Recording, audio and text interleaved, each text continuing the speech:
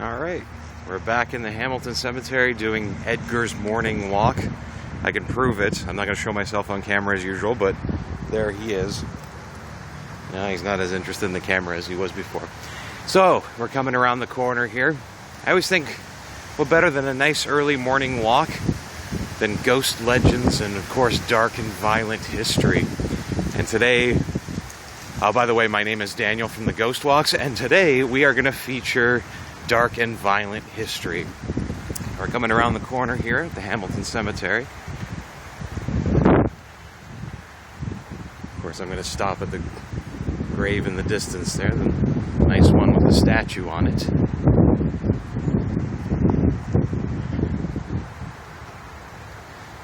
As you can see, the name on the front says Kinrade.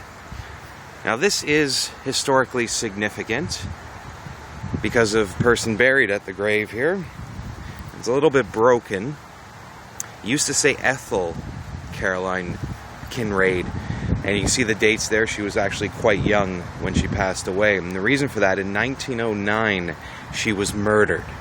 Now her house used to be located on Herkimer Street near Bay Street, and then on a bright and sunny afternoon somebody entered the Kinrade house and I guess suppressed her sister Florence, went upstairs and shot Ethel to death, and then took off.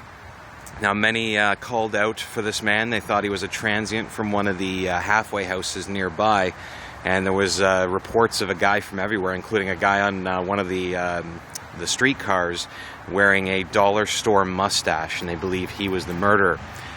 Now when it was all said and done, though, the evidence said different.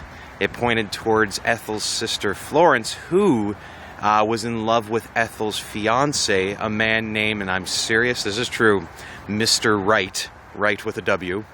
And then Florence ended up being the murder suspect. Now, of course, she would not be put in jail because they couldn't find the murder weapon. Florence and many of the Kinrade families would end up leaving Hamilton after this event. And Florence herself went to Hollywood to try and become an actress. This failed, and she would end up dying penniless and alone. So if you believe in the idea of karma, it was in work there. Now fast forward a bunch of decades later, they're dismantling a house in Hamilton's East End.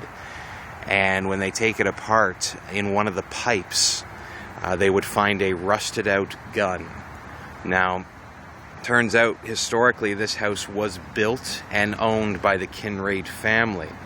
And they say it is possible that the brother of Florence and Ethel hid the gun because of the fact that him and Florence were as thick as thieves, that they say.